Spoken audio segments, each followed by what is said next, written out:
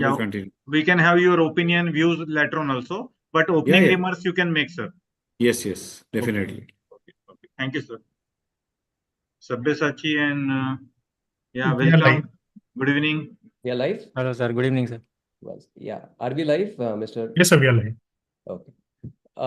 So, friends, esteemed members of All India Ophthalmological Society, and all our friends and members from also Maharashtra Ophthalmological Society. We all know that pilocarpine was first isolated back in 1874 by Hardy and Gerald. And from that time, it was used for over a century as a part of glaucoma management. Of course, there were better molecules which came into vogue with better safety, better efficacy, and predictability. And that's the reason the pilocarpine usage diminished a lot around the world. But about 3 to 4 years back, it made a resurgence because of the fancy of pilocarpine providing a better uncorrected reading vision for our presbyopic population. We all know that presbyopia is possibly the most common refractive error in the world today. And of course, those people are always looking for solution, especially if they are non-invasive, customizable, and possibly reversible. So there were studies done in the US which showcased the efficacy of this new drug as a resurgent treatment for presbyopia, but there were concerns which were raised because of variety of case reports. And today's spatial webinar is the first of its kind webinar in Indian ophthalmology, which is about use of 1.25% pilocarpine for presbyopia, to go into the depths of this evidence-based matter and discussion. So me, Dr. Vardhaman Kankriya, as the member of Scientific Committee of AIOSSC and also the chairman of Scientific Committee of MOS, would like to welcome you. Now we would like to invite our mentor, I think teacher's teacher, and our inspiration, Dr. Lalit Verma, sir. Sir has been an inspiring figure, especially for me, for more than 15 years. And from the time I saw sir for the first time when he came for Goa MOSCON in 2015 to today, when sir introduced the Best State Society Awards for last 2 years, and MOS has been especially happy to receive this at the national level. So that is thanks to you, sir. So now I would like to invite Dr. Lalit Verma, sir, to please say a few words before we go further. We must congratulate MOS as well as the chairperson of AIOS, Namrata Sharma, for taking this lead, because exactly 1 week ago in the early morning, I was reading Times of India. This news came with a blast. In fact, it was not a usual, like Vardhaman said, Pilo is not a new drug. Pilo is age old, and US FDA had approved this long time back. But the way it made a blast in the front page created a furor, actually. And a lot of people, a lot of ophthalmologists, a lot of patients started asking. And exactly a week afterwards, that is yesterday and today, we read this news again that this has been withdrawn. So I think the company has now said that they will maybe challenge in the court also. But we will not, as clinicians, as scientists, as ophthalmologists, let's not go into all those things which controversial aspects, what they are debating about ethics and representation and CDSCO and DCGI and other things. But what we should be doing, the purpose of this webinar, and I am very happy that Moscone and scientific person have taken lead. You see, our aim here is not to formulate guidelines for anybody. Our aim is to discuss and debate that what has suddenly come out, which was not known before. What is the role of glasses today? Can we use it safely, or there are alternates available? And how should we be using it? And let the not claim go that this is the first drug available and some miracle has been done. That is not true. There's no miracle here. And the reason of, I think Vardhaman and Santosh taking up this issue immediately is that many ophthalmologists, have meetings with they're issuing, some kind of cautionary alarms. And reason that, presbyopic glasses will be thrown away, that is not true. And I think after we listen to the talk of Sabyasachi, we will talk about this scientific parts only, and we'll not go into other aspects. And our aim of this webinar should not be, Namrata, to frame any kind of guidelines. Our aim should be that what is the science behind all these things, and why did this happen, and why, and what as a scientist we should be doing. And maybe this is a preamble, or maybe this is a beginning of from the ophthalmic point of view.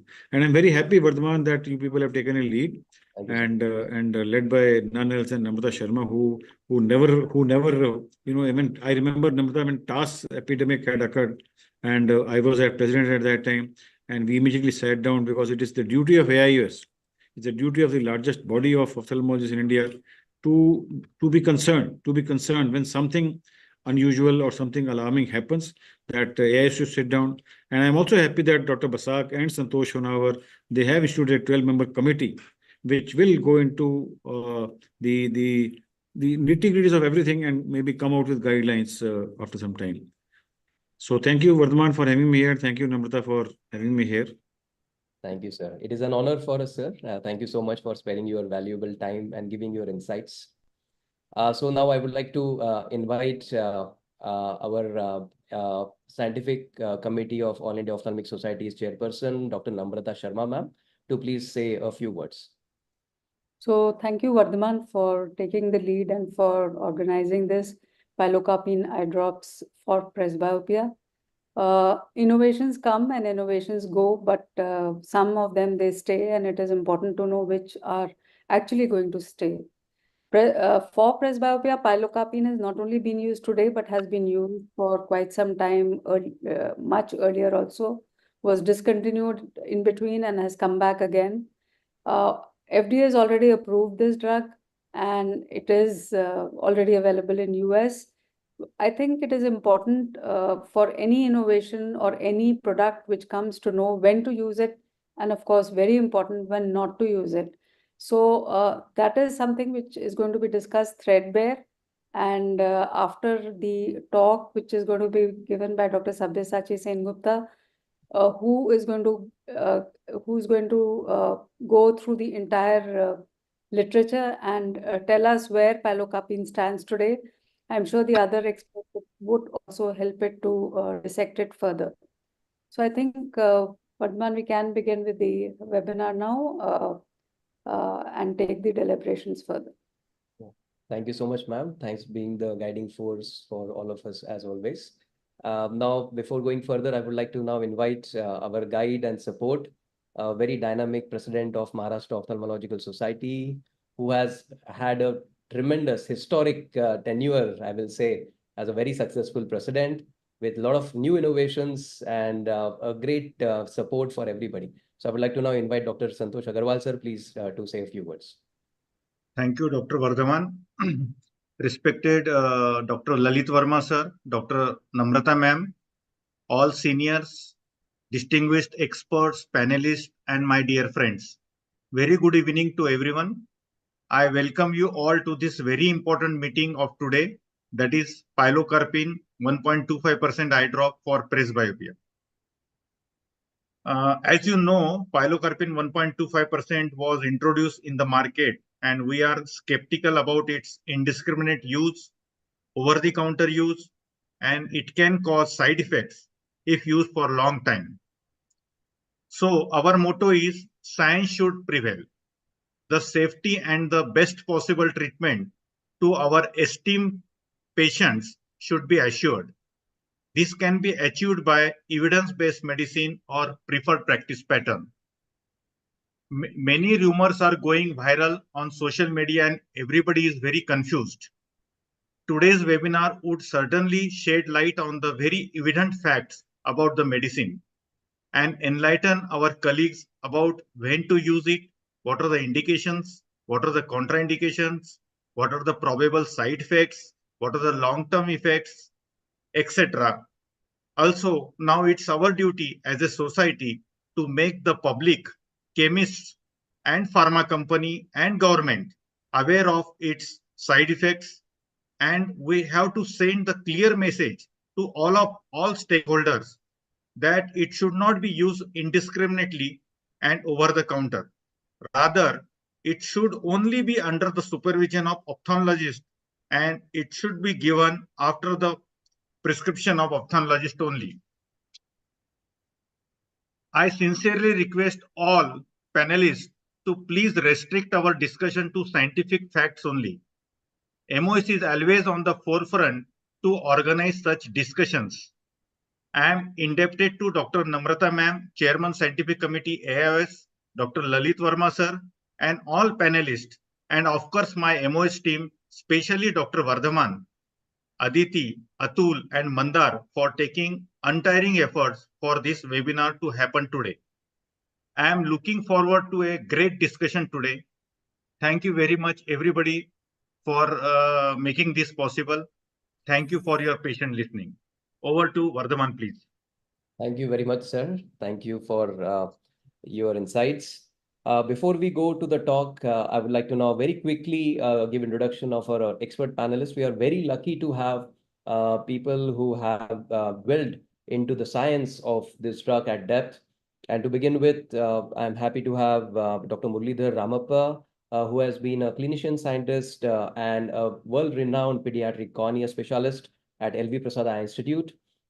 He heads the Special Institute of Rare Eye Diseases, has been trained in the US for pediatric corneal work, and has had more than 120 international publications. A researcher at heart is going to share his insights.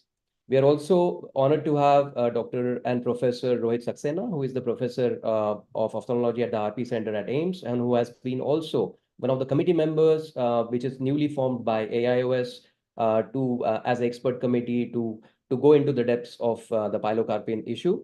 We are also very lucky to have Dr. Manoj Sasavade, sir, who is a retina consultant from Aurangabad. He's an alumnus of prestigious Shanganethralaya, has a tremendous and a very large-scale experience over decades, and sir's insights will be very valuable from the retina point of view. And we are very, very honored to have Dr. Rajul Parekh, sir, who has been an alumnus of CMC Vellore, trained under the legendary Professor Ravi Thomas, sir, and then was a LVPI consultant before he moved to Mumbai to do decades of service in glaucoma. He's currently the educational committee member of World Glaucoma Society. So we have these experts who are going to enlighten us in the panel discussion. And now, before we go to that, I would like to now invite a very dear friend, Dr. Sabyasachi Sengupta, who is a researcher, a retina specialist at the Sengupta Research Academy, and also the Future Vision Eye Hospital in Mumbai. Sabyasachi has been trained primarily in Shanganethralaya. In his Retina has done a very prestigious research fellowship at the Wilmer Eye Institute, has been at the forefront of evidence-based medicine, has published more than 120 international papers, has been on the editorial board as the assistant editor of the Indian Journal of Ophthalmology for 2 terms. And most importantly, for today's webinar, he is going to threadbarely dissect the current evidence that we have so far about this drug, which is pilocarpine 1.25%, as the solution for our presbyopia management. So I would like to now invite Dr. Sabyasachi to please deliberate on this with his talk. Thank you. Over to you. Thank you so much, Vardhaman, and thank you so much, Namrata ma'am, and everyone else at MOS and AIOS for, giving me this mantle, I should say, to, sort of dissect some of what we are going to discuss today. Let me quickly share my screen. All right. I'm going to start with a quick drum roll so that whoever is dozing a bit should be up and running. I think there's no sound. Right. So we are discussing pilocarpine and presbyopia. Enough of that. Right. So, what we're really going to try and understand are some of the clinical trials that are, just a second, yeah. We're going to try and understand some of the clinical trials that have been done on pilocarpine, specifically for the use of presbyopia. As has already been reiterated before, that pilocarpine has been around for decades, like 50 years, right? So pretty much the oldest anti-glaucoma medication that is known to us. And, it had gone a bit quiescent, like many diseases, but now it has come back with a roar, and, we are looking to use it for management of presbyopia. So let's understand how these clinical trials have worked, and then we can deliberate whether we should adopt it or not. And, hopefully we'll get a good idea of where we are and where we are going. And so the idea also is to, sort of teach you how to fish and not to fish for you. So sort of, how to interpret clinical trials in general, not only for this, but, on a larger scale. So because, we're going to come across trials all our lives, right? So hopefully I'll be able to, sort of transfer some of these templates which you can use to interpret clinical trials as well. So let's understand that, wearing glasses is a bit of an issue. We know that, beauty lies in the eyes of the beholder. So, someone who is, very, sort of glamorous and wants to be in the forefront is never happy to wear glasses or hide behind glasses. As you can see, this film star on the extreme right is in glasses, and, so the image just says it all. And, first thing and foremost thing is that, we need to realize as physicians that the problem is real, right, for a patient. And, so we need to do something about this. And I'm really happy that, we are already underway and that there is something already coming up, and we'll see where we are and where we're going. So, as Vardham has already introduced me, so I'm predominantly a vitreoretinal surgeon practicing in Mumbai. And quickly, I would like to sort of just remind you all that try and keep your microphones on mute. Some of my financial disclosures, though nothing is relevant to today's talk on pilocarpine. A quick disclaimer is that all the interpretations and thoughts that I'm going to sort of talk about today are mine alone, and neither has AIOSSC nor has MOS nor has NTOD or anyone else actually interfered in any of the things that I'm going to speak. So hopefully I'm going to make sense to all of you in general, coming from a clinical trials point of view. So what is presbyopia quickly? So let's try and understand what is this presbyopia, and so that we actually fathom what pilocarpine is doing internally, and also that some of us watching might not be from the medical fraternity, and maybe from the general public. And so let's quickly understand what is presbyopia. So the eye is really like a lens, and it focuses, and like any other lens, it also has an aperture in the center, which is called the pupil. So this is the lens aperture of a camera. So the pupil in the eye does the same job, where the pupil actually dilates or enlarges if there is very dim light, and it constricts or contracts when there is a lot of bright light. So, it basically is a regulator of how much light goes into the eye. And in a real human eye, this is what you can see, the pupil is actually going small, and this is in response to something which is coming close to you, not in response to light alone, right? So the pupil is one factor in seeing near vision. So near vision really is not just about the pupil, and we call this accommodation, and it's about the pupil as well as the ciliary body. So what is the ciliary body? I'll quickly show you a video which I borrowed actually from YouTube, and I've given some attributions to it. Let's understand what is accommodation, how it happens, and then understand how pilocarpine works. The engine of accommodation is the contraction of the ciliary body mediated by the distribution of forces via all elements of the zonular apparatus. The resultant changes in refraction are due to the increased thickness of the lens and the increased curvature. Dr. Sabyasachi, there is no sound. Can you just pause for a minute? All right. So yes, I'll just go to the next slide. I'll just talk about it. So this is really how it acts. It is there. The sound is there, Sabyasachi. Okay. So I'll just play it again. It should be a little louder. Distribution of forces via all elements of the zonular apparatus. The resultant changes in refraction are due to the increased thickness of the lens and the increased curvature of the anterior and posterior capsule. The complex anatomy of the vitreous zonule results in traction on the vitreous membrane peripherally and traction on Weigert's ligament connecting the posterior capsule and vitreous membrane. So I'll perhaps go to the next slide so that some of you who might not be able to hear. This is really exactly how accommodation happens. This is contraction of the ciliary body. The posterior zonules are contracting and there is traction on the peripheral retina, while the anterior, I'll just quickly play it again. So, this anterior zonules are going to relax, and that's what is going to cause the lens to bulk up, and the posterior zonules are going to contract. And when there is ciliary body relaxation, the anterior zonules contract and the posterior zonule relax. So you can clearly see that there is some amount of traction which is happening on the periphery, as well as, all of this is. So essentially what pilocarpine is doing is leading to pupillary constriction.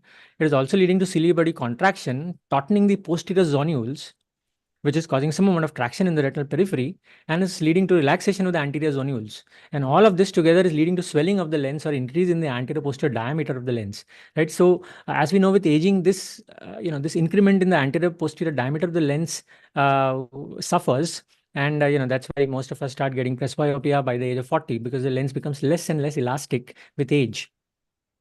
So interestingly, this was a very old paper on pilocarpine, and what it has done is looked at 4 concentrations of pilocarpine in normal subjects, and it actually says that normal pupils constrict to dilute concentrations of pilocarpine, including 0.25%.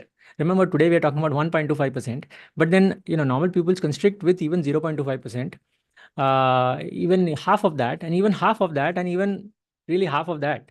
Right. So then why do we need 1.25%? So I'll show you some trials which have actually used 0.4% and have been relatively successful. But just that, these lower concentrations may cause pupillary constriction, but may not cause enough ciliary contraction, right? So accommodation actually may not be happening, right? So therefore we need slightly stronger concentrations. So with this in mind, let's remember also that if it's a rigid pupil, that pupil is not at all reacting to light, it's already small, right? From the beginning, chances of all those mechanisms happening internally are not that high, because the pilocarpine, it's already small enough, and most of these patients may not even ask for presbyopic corrections. So like I said, let's jump into some of the clinical trials that have been published so far. Some basics are, most of these clinical trials use Snellen's acuity for for their presentation of results, while we use mostly Roman or Jaeger acuity. So 2040 in US Snellen's is N6 for hours or J5, and in 2030 is N5 or J3. And as the number increases, the visual acuity gets worse and worse. So 20/60 is N10, and most patients in these trials are perhaps at this level, at about N10 uncorrected, right? So just a quick basic before we go into, dive into the results. So these are the 4 trials that we are going to discuss today, and, using a same template, and then, we can actually, in the end, compare across all of them. So the first one is, of course, the Gemini phase 1 clinical trial, which has been published in 2021, and then, the drug has received, US FDA approval and has been used for the past 3 years in the US, has been marketed as well. And the other is the Virgo phase 3 trial. We'll talk about these. The other is near phase 3 randomized control trial, which has been recently published, as you can see, 2024. And then some of our own data from trials which are conducted in India. So, so hopefully, I'll be able to give you a template. So template to apply clinical trials, and then interpret all these published results together, and then hopefully derive some guidelines across. When we look at all these trials together on one screen, we'll be able to tell, what works, what doesn't work, and how much it works, and then some take-home messages. So 5 steps to evidence-based medicine or to apply trials, is to look at the inclusion-exclusion criteria of the trial and see if your patient would actually be part of that study. It will be relatively broad. Then look at how similar your patient is to that patient in a clinical trial. So does an ideal clinical trial patient look like, and how much variability does your patient have with that ideal patient? So is your patient really an ideal patient as part of the trial? And then you look at all the interventions which are present in that study. So in this case, there are only 2, right? It's either pilocarpine or it's not. It's either a vehicle or something else, or placebo. And then you look at your results and see, if you treat like the study said, your outcome should be like the study, more or less, give or take. And if you find a lot of differences, you should think about publishing your own data that, these guidelines have been given and I'm following these trial protocols, but it's not working, right? So let's look at the Gemini phase 1 trial, which is, the phase 3 trial, that's Gemini 1. And, so the drug actually was called AGN 190584. The trade name is WheatEat, and it's 1.25% pilocarpine and manufactured by Allergan, which is now an AbbVie company. So this is overall, some of the outline of how the trial was done. So 323 patients were enrolled, a relatively good number. 163 got the drug and 163 got the vehicle. It's not really placebo. It's a vehicle, and it's a proprietary vehicle. We don't know what contains, what are the contents of that vehicle. And I'll give you some perspective on what I think might be there. And it's not just distilled water. And then about 161 and 153 completed 30-day follow-up. That was the time when all the results have been computed and published. So this is the template that we talked about. So what were the inclusion-exclusion criteria of this trial? So this were patients between 40 and 55 years of age. Of course, they are in the presbyopic age group. So they were in relatively good health, and they had confirmed presbyopia. That that as a definition, that is using the NEI VFQ questionnaire, where at least one question between question 5 and 7 had a particular score, right? So this is all confirmed, it's like, may or may not be, it's not like that. So, and all of them actually had confirmed presbyopia. And they were between -4 and +2 diopters for distance correction. So anyone who was little highly myopic or -5, -6 were actually excluded, and we need to remember that. And that best corrected vision, distance vision was 6/9, and mesopic near vision. Mesopic means looking at vision in dim light was supposed to at least be N14, right? Or between N5 and N14. And photopic near vision, which we really check in our clinics, which are well lit, all of them should have at least N6 or even better, right? So this is pretty much what we would also look at when we are doing our patients. Now, how was an ideal trial patient in this? So most were 50-year-olds, otherwise healthy. Most were white, and more than 70% were women in this trial. So we are looking at a 50-year-old, otherwise healthy white lady who is mostly emmetropic, because most of the study patients are emmetropic, and had a baseline uncorrected, or that is distance corrected near visual acuity. That is, you're wearing your distance glasses if you have any, and they were either between N10 and N12, somewhere in that range. So this is an ideal patient.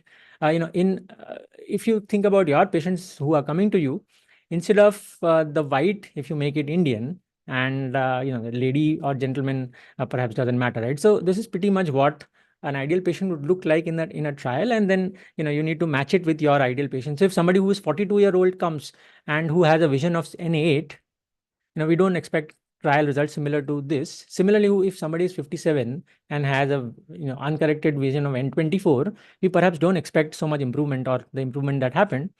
And of course, we know there are two interventions. One is the pilocarpine arm, which is the VOET, and the other is the proprietary vehicle, which we don't know what is there in that, but it's not pilocarpine. And then we'll look at trial, outcomes. So, let's quickly see that. So this is a, sort of screenshot from the actual study. You see the mean age is about 49, like I said, about 50. And if you see females, is about 72.8 or 73%. So, a lot more women than men. And then if you see they are whites, about 90% are whites, right? So what I've tried and done is crystallize all of this into an ideal patient, and then I have presented that to you. And then they have talked about what were their baseline visions, etc. Now let's look at the results. Before we go to the results, I want to quickly tell you about the outcome measures. So if you look at this slide, the background is a little bit, the contrast between the foreground and the background isn't that great. What if I make it like this, where the outcome, the background is white and the text is a little grayish, and you're finding it hard to see, especially if you're on a mobile phone. So this is low contrast near vision. So the font size I have used throughout from now on is actually N6 font size, just to match it, and for you to actually, sort of have an experience, especially if you're sitting about 40 centimeters from the computer screen or from your mobile phone, right? So this is not really ideal. So, if you actually test this, then, you're going to get a lot of failure rates. What if I do this, where, this is high contrast now? So what the trial actually used is high contrast near vision tests. And the room light may be dim or bright, but the near vision charts that were used were something like this. So what if I make the background again like this? And now what if I make the background like this, right? So this is essentially what there will be differences in your, room illumination, and that will influence results. What if I make the screen totally dim like this? This is about 10 lux, and this is about N6 size. Though it's a high, it's a high contrast background, this is what was actually tested as a primary outcome, which was, put forward by the FDA. So it's a really high it's a high, if you take off if those who are emmetropic and not wearing reading glasses, if you take off your glasses, you will realize that, oh, this is very hard to read, especially, that I have dimmed the light, and this is bright light. So this is about 250 lux, right? So the primary outcome is 3-line improvement, or from most people, it was N10 to N5 in dim light. Right. So we know the ideal patient is 50-year-old lady who is white, has a baseline uncorrected vision of N10, is mostly emmetropic, and has a mixed or brown or light colored iris. And so how many actually got to this time point? At 1 hour, only about 40% saw this. Right. So that's relatively, it's not that great. It's only about a third of patients, compared to about 15% in the vehicle. So that's also quite high, right? So something is in the vehicle which is causing people to see, somehow a little better. So the difference is about 25%. At 3 hours, the effect is starting to wane slowly. That's only 31%. So really at 3 hours, only about 1/3 of the patients will see. right? So 2/3 are going to be unhappy, right? So then we are going to get phone calls and saying, oh, it doesn't work, it doesn't work. But remember, the bar is set really high, right? And then at about 6 hours, it's almost gone. And then they'll have to re-put it again. What if we drop the bar and say, instead of 3 lines, if we say 2 lines, N10 to N6. So from N10 to N8, N8 to N6. So only 2-line improvement, but in dim light. Now that is all right. I think from a clinical point of view, even 2-line improvement is pretty good. Now what happens there? So this is a graph showing that 40% improved at 1 month, at 1 hour, and that drops gradually as time goes. If you drop that bar and say only 2-line improvement, that is getting to N6, which is pretty good. That number jumps. At 1 hour, about 68-70% are seeing well. At 3 hours, still 55% are seeing well, compared to about 30%. So these placebo numbers or the vehicle numbers are also relatively high. But still, let's concentrate on the pilocarpine numbers. At 6 hours, still about 40% are seeing well, right? So, for outcomes which are clinically more relevant to us, 80% will see well at 1 hour, right? And they'll pretty much be able to do all their activities. At 3 hours, still 60% are seeing well.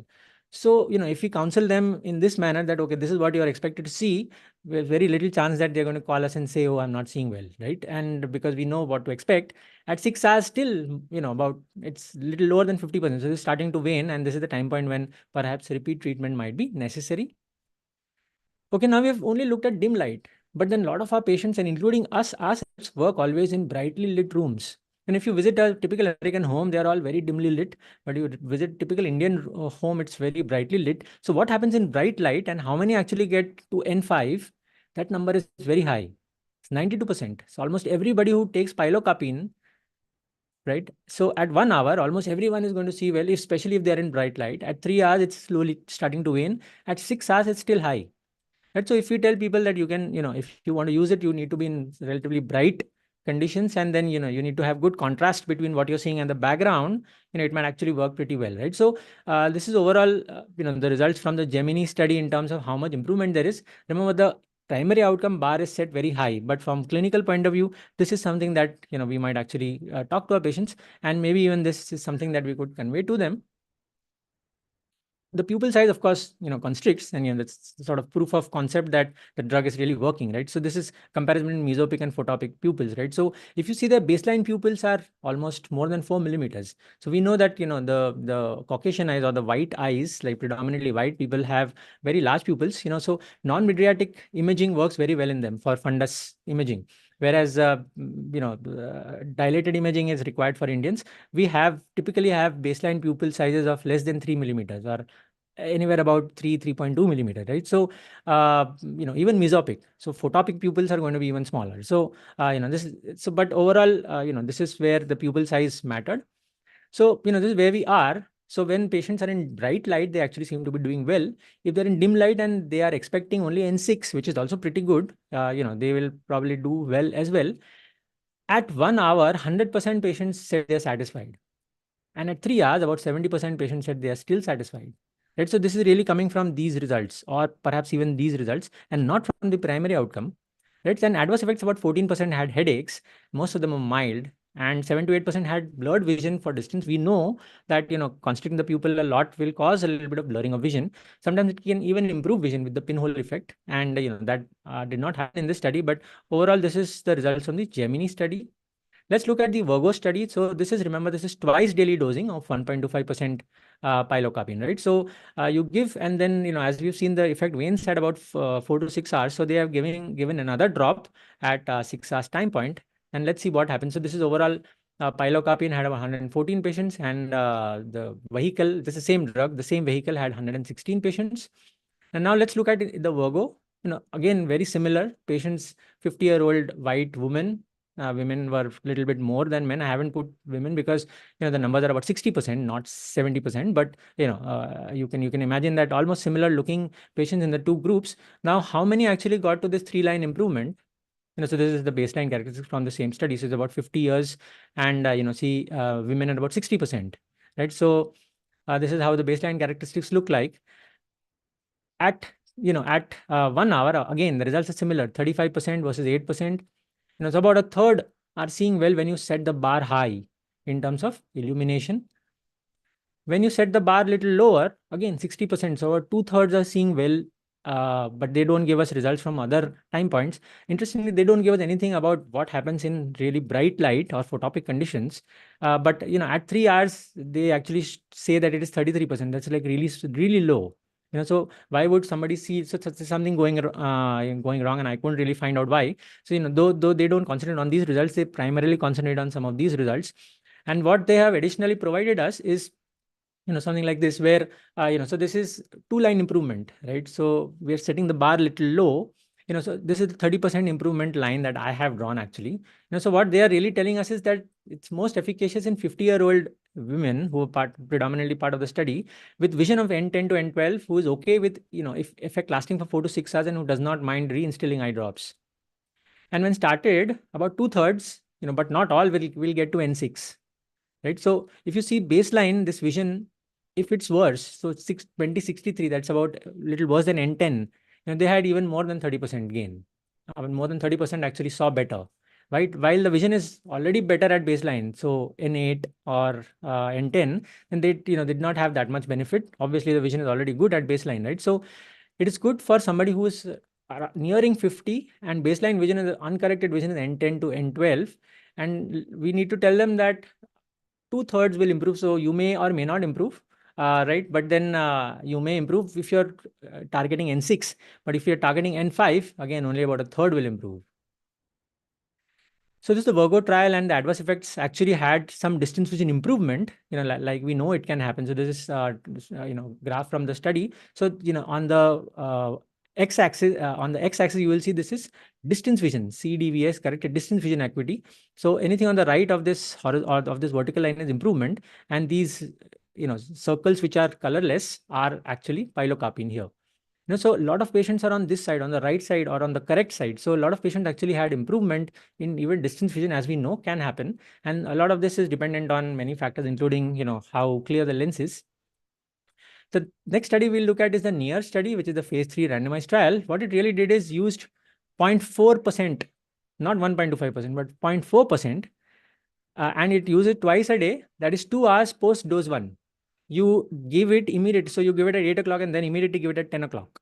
Remember, this is a very low concentration. And I showed you some studies in the beginning, which actually use even 0.25%, right? So, so what happens if you actually drop concentrations? Remember that perhaps becomes a little bit safer because the traction is a little bit less on the peripheral retina. So, how did these patients look like? These are little older patients, 54-year-old. Again, mostly were women, and almost everything else remains the same. At 1 hour, again, about 40% had improvement. At 2 hours, this is the time point when the second dose was given, right? So here at 3 hours or 1 hour after the second dose, 50% actually had better. Again, this bar is set very high, right? So, and at, so overall, if you see these graphs, at 1 hour, about 40% had improvement. At 2 hours, that drops slightly, but then you give the second drop, then again it gets better, right? So it goes to 50%, right? So the takeoff is a little slower. That's because it's slightly, weaker drug, but then you need to repeat it. So is it worth repeating a drug immediately 2 hours later? Our patient is going to be okay with repeating a drug 2 hours and then maybe again at the 6th or 7th hour or something like that. So it's going to be not twice, but maybe thrice in a day. And that's something that we can debate about. But then if it's safe, we might go for it. But then, overall long-term data are not available. When you look at, when you drop the bar, again, it's about 1/3 of the patients are benefiting, and they don't report anything about what happens in photopic conditions or bright light. And, so this is what they reported about, so as you can see, these are all the rates. This is at day 15, basically. So overall, at 3 hours, at 4 hours, also it's high, 70%, 71%, and then it gradually drops off, right? So it's relatively sustained. That's because you're giving 2 drugs back to back. This is the effect on the pupil size, pretty similar. This is at day 15 again, pupils, you see the pupil is coming back, and at that 3rd hour time point, you're giving another drop, and again, the pupil drops. And compared to the, previous Gemini trials, very similar results are seen. And overall side effects, not much. 7% had headache and nothing much to report about. So overall, all are very in sync with each other. Let's see, a study which was, this is screenshots just showing you that about 7% had headache. So far, most efficacious in about 50-year-old ladies, give or take, with a vision of uncorrected vision of N10 to N12, with effect lasting for about 4 to 6 hours. and doesn't mind reinstilling eye drops, right? And so this is, I'm just repeating it again. And 2/3 will have improvement if you're looking at N6, even in dim light. 1/3 will have improvement to N5, even at 4 to 6 hours. And there are slightly weaker drops, 0.4 drops, which may also be effective, needs to be instilled more frequently. Peak effect occurring at about 3 to 4 hours, not sustaining quickly, and not dropping off quickly because you're reinstilling again and again. So this is unpublished data from clinical trials which has been conducted at home by Entod, who is making drops and trying to make it in India. And I think we should all put our hands together and sort of congratulate them, because clinical trials don't happen very frequently, and a lot of pharma companies are perhaps not even looking at conducting clinical trials. So then, so I think it's a good job done. Let's see what the trial said. So how did the ideal patient in this trial look like compared to all the other patients? These were predominantly 50-year-old, but men were more common. More than 60% were men, and then rest are all similar. Of course, the iris was brown. So this is how an ideal patient would look like. Very, overall, the BMI is almost 25. So a lean 50-year-old individual who's quite fit. And, this is how, this is just a representation. This is how an American clinical trial patient might look like. And this is really how an Indian trial might look like. Other than gender, and pretty much all else is similar. Now, what happens to the primary endpoint? Again, about a third, if you set the bar very high, about a third are doing well, and then it's slowly waning off. What happens if you drop the bar a little bit? Say 2-line improvement. So this is just a graph showing the same thing. What happens if you look at 2-line improvement? Alas, that data is not there. At least in the trials and the material that I have obtained from the company, I could not find what happens if you just drop the bar. And I think this is really important for making decisions, because this is the one which is like the really clinical relevant, and we're looking at N6, right? And I think it's pretty good enough for most ophthalmologists. When you look at what happens in very bright light, this is more realistic, where 65% patients are seeing well compared to 90% in the Gemini. That's like way too high. And like I said, this vehicle is doing something and bumping up these numbers is what I feel.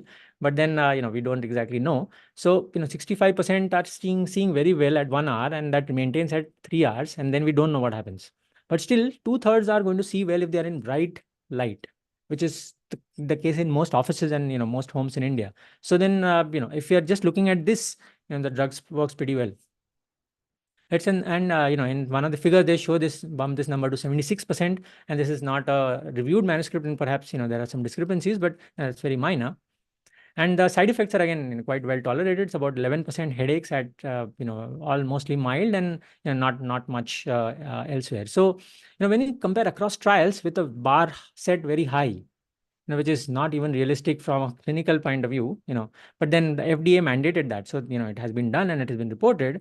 It's about a third of the patients, about 35 or so, will do well at 3 hours. But then if you drop the bar a bit, the number doubles. So about 2/3 will do well at about 1 to even 3 hours. That's overall, in the Virgo showed little higher numbers, and the next the near study showed even higher numbers, right? So unfortunately, the Indian study doesn't have those numbers, but overall it's about 2/3, right? So I think that's overall quite acceptable, and that adverse effect profile is quite tolerable. So far it is most efficacious in 50-year-old lady, with vision of N10 to N12 at 40 centimeters. So let's understand 40 centimeters is quite close, and not at an arm's length. It's almost half an arm's length when we are measuring. And so most patients tend to sort of push it away, and then we allow them and say, it's okay, you read how you can. But then from real application of trials, we need to actually enforce and tell them, no, you need to read as close as possible. Then who is okay to with effect lasting 4 to 6 hours, who does not mind reinstilling drops, and when started 2/3, but not all, will get N6, and 1/3 will get 3-line improvement, and then there are little weaker drops which are not yet available. So this is the efficacy point of view. If we start with a clean slate, and not only efficacy but safety also plays a very important role in in how we look at clinical trials. Let's look at some of the adverse events, and sort of trying to take you a little bit away from this jigsaw and trying to give you a perspective. I'm going to take your mind out a little bit to one of the books that I have read recently, and it's called Thinking Fast and Thinking Slow by Daniel Kahneman, who is a Nobel Prize winner. I know. So he talked about the law of small numbers. Remember, because most clinical trials don't report outcomes which are bad, or somehow they are not followed enough, or those numbers are really small. So we are always looking at very rare events in terms of outcomes, right? So let's try and interpret and understand how to interpret these numbers. So this is a map from the US. This is not ophthalmology. This is about rates of kidney cancer. So this is the Midwest, and if you see, these are low kidney cancers, or low rate of kidney cancers in some of these states and provinces. So people say, oh, these are rural areas, and they may be eating better, and a lot of other things are happening in there. The air is better, there is no pollution, etc. And then when you look at the Midwest and see who are getting high, so these are highest rates of kidney cancers. You will see, so people will say, oh, they don't eat well, there's a lot of pollution, they eat a lot of processed food, etc. And so, when you compare across these, you will see this is how it is. But when you actually overlap these, and so what's happening? So this is a very low, this is only the, 1 out of 10 is getting cancer here, like 7, 8 out of 10 are getting cancer, but they're right next to each other. And so how can weather impact, and, how can pollution impact all of those? And if you see, all of these are like that. So what is happening here, interestingly, is, the counties which have high rates have actually very low populations. Right. So the denominator is very important when we're looking at some of these rare events.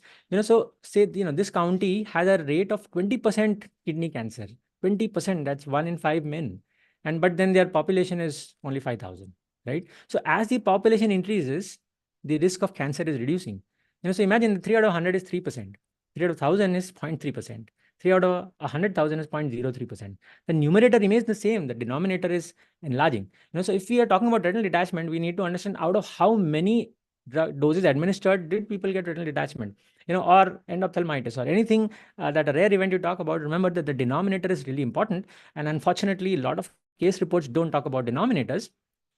So the small counties have much larger variations than larger counties. When you repeat the same study after 10 years, you will see that 20% has dropped to like 3%.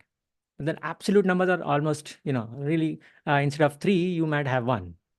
Right. So let's see side effect profile of pilocarpine based on some of these, assumptions. So this is a supplemental material from the Gemini study, which enlists every side effect that was actually reported. A lot of side effects which have been reported. Some of them are attributable, and some of them perhaps are not attributable to the drug. So some which are relatively large in percentage, I have highlighted. So conjunctival hyperemia, it's large in this context, but overall it's not large. So 2.5%. When you look at this, again, it's too many things happening, but headache is in 14%. And here again, too much where you don't know where to look for.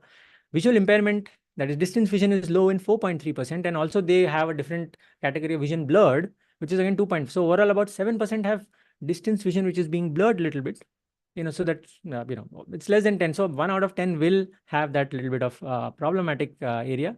And visual field defects, that we think about, everything is getting constricted. Remember, this is at 30 days. It's not like a year out.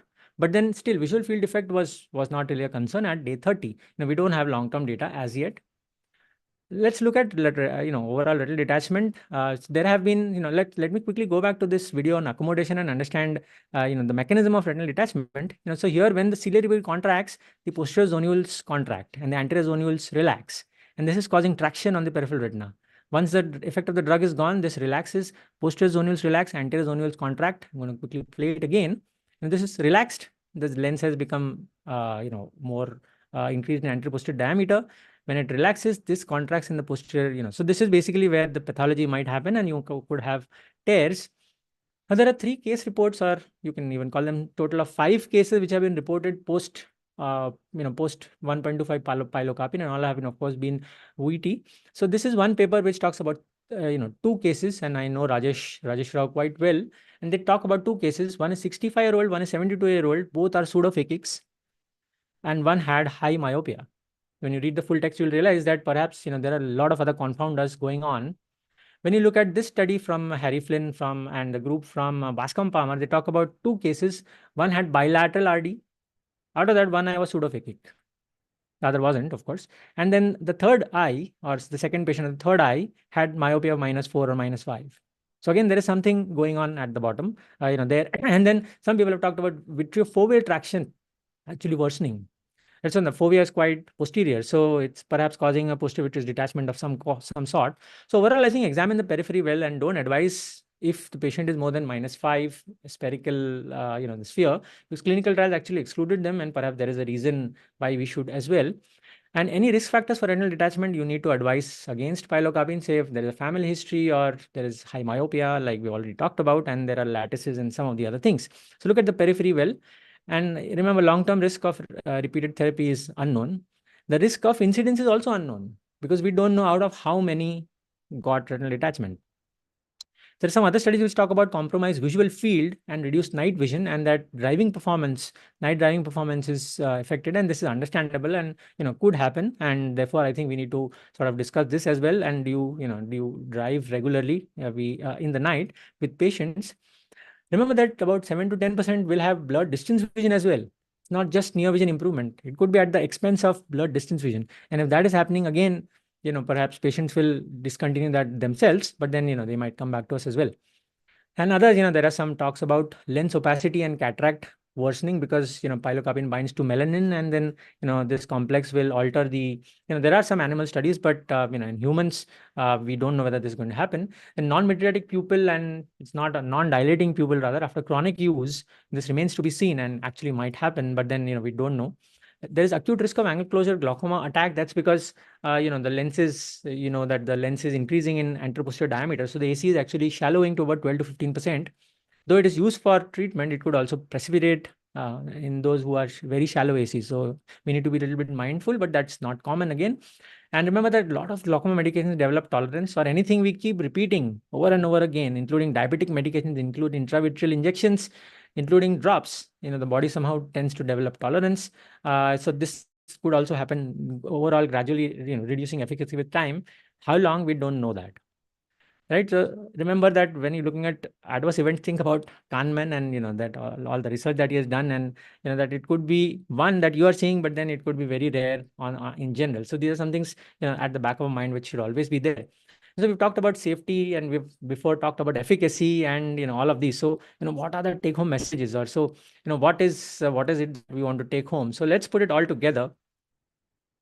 First and foremost, when you are examining, we need to see it, and remember that it's most efficacious in a 45 to 50-year-old, perhaps a lady or even a gentleman, has a distance corrected but uncorrected near vision of about N10 to N12 in a photopic light. That is in a well-lit room, that is most of our clinics, at 40 centimeters.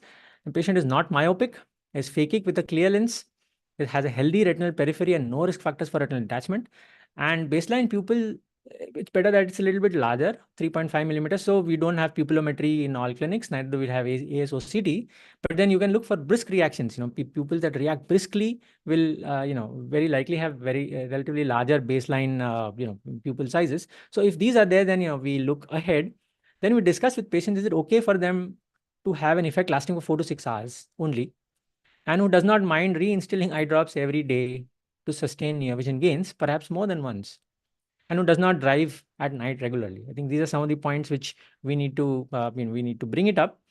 And lastly, we need to inform the patients about what is expected, right? So when we start, 2/3, but not all, will get N6. We've already discussed this before, right? So 2/3 will get N6 if starting at from N10, even in dim lighting. And about a third will still get to even N5 with dim lighting at 4 to 6 hours, provided they have high contrast background. Majority will get N6 in brightly lit rooms for 4 to 6 hours, but then you'll have to repeat. It's like if you start at 8 and nobody works for 4 to 6 hours, right? Most work for about 8 to 10 hours. So then what will happen if you are at work at 2 o'clock and your drops effect is gone and you're stranded? What do? So you have to carry your spectacle, or you need to carry the drop. One of the two is mandatory. So, the choice is theirs, but then, it's a bit cumbersome overall, but that's how it is, right? And risk of complications, though low, it still exists. So long-term data are not yet available. So we need to tell them that we have, sort of ruled out all these risk factors, but still the possibility of risk is, the complication still there. And there are perhaps, even dilute drops, which might do the job. You might have to even put it more frequently. They're not yet available. So overall concluding, statement is, pilocarpine in presbyopia does not benefit all. We need to select well. Patient the effect will wane off. So repeated instillation is very necessary. Side effects, though rare, can still happen with long-term use. There may be a compounding effect, and so we need to watch out pretty carefully. And then patients to choose with physicians, not over physicians, and definitely not over the counter, because we know that total ophthalmic examination is, especially the retinal periphery, is really important before we go ahead and prescribe these drops. So these are some of the guidelines I thought, or sort of caveats which we can remember when we are prescribing presbyopia. So feel free to get in touch with me if you so wish. Thank you so much, and we'll open it up for discussion. Thank you so much. I think, Sunny, it was, I think you have a very interesting way to put forth the studies. Actually, usually the studies are discussed, people will doze off that you told everybody, but I'm sure that nobody and everybody was alert, because the way you took everybody in this journey was very intriguing. Now, very quick questions. Probably one thing that, of course, we all know that these were very short follow-ups, like 14 days for the Gemini and the 30 days for the Virgo and the others. So, of course, because we expect these drugs to be used over so many years. So I think that is a major confounding thing that we have seen. And of course, I wanted to discuss especially about the Indian eyes. See, now all these studies, as you have correctly said, are Caucasian eyes. And the N10 at 50, I, as refractive surgeon, see a lot of people at N12, N15, and 18 at 50 years in Indian scenario. So I think we do get probably the presbyopia slightly early on. We have probably a higher amount of presbyopia at the same age. Second thing is, of course, the Indian pupils are smaller. So when we spoke about 3.5 millimeter and bigger pupil to have that effect, so they are smaller and our pigments are different. So does the same concentration work okay for Indian eyes, or you require more concentration? So how do you equate this Indian eye scenarios when you compare and extrapolate the studies? And so, the Indian data. Dr. Rohit Saxena, I think we've done a study at RP Center in Indian eyes. Maybe can also comment after Dr. Sabyasachi. Perfect, ma'am. Yes. So I think, I'm relatively surprised to see almost identical results from the Indian study, where I would have expected slightly, maybe, slightly not as impressive as American eyes. So I would, sort of take it with a pinch of salt in terms of how Indian eyes behaved, and maybe there are some confounders and things like that. And, maybe it has not been done in an urban population. And so I'm not really sure, where it has been done and other things. So, I would say, but then, that, very bright light, and about 60% saw still well compared to 90% in the American eye. So that is more realistic. So there is, so it's real. So it's not that, it doesn't work, but then maybe the numbers we need to slide back a little bit, but still that it will still work in half the patients. That's still pretty okay to start using it, I think. I think we'll also take a quick opinion from Professor Rohit Saxena, who has done, I think, a similar study. Yes, Professor Rohit. Thanks, Vardhaman, and I'm sorry I'm late. I was traveling actually. As Dr. Namrata mentioned, we've done a study at RP Center. She is also a co-author, in fact, one of the main authors of this paper. As Sabyasachi is saying, we did not find the drug to be as efficacious. The paper is still under peer review. So I'll just say we did not find it as efficacious. We did find a bit of a fair amount of adverse events in them. A little bit of blurring was, I think, in 2 or 3 patients out of 40, if I remember correctly. And brow ache or headache was there in almost 10 patients. Again, none of them actually stopped the drug. They were comfortable, but again, we had done it for just a month, and we are still following these patients up for a medium term. We did an indirect of these patients before and at 1 month to make sure that there was no peripheral changes that could increase the risk, because by that time when we started these couple of reports that Sabyasachi has presented had come. So we were ourselves a little concerned that we may not have a adverse event like a retinal detachment. So that's what we have seen, and a longer term study would be ongoing so that we will get the effect on the long term. And I think the point that is being raised is very important. We need to have actually, for a drug that may have a little variable response, we should have a dosing or a phase 2 study in India so that we are able to reach the optimal concentration. And it is possible that there may be, different populations have different concentrations for which they will be the most, suitable for them. So I hope that this availability of this drug will spurn two things. One, the awareness about presbyopia. And we know that, even the census has documented that presbyopia as a cause for, difficulty in work and loss of work hours or days is an important problem world over, particularly in India, and therefore highlight that, spectacles are so easily cheap, over the counter, if you may want to call it, available. We should, as ophthalmologists, push towards correction of presbyopia in all places, including, workplaces where close work is being done, and to spurn research on this drug. Although I would say that this would be an urban-centric, a little more, difficult to access, because it would be available only in urban areas. And I'm sure this should be a prescription-only drug.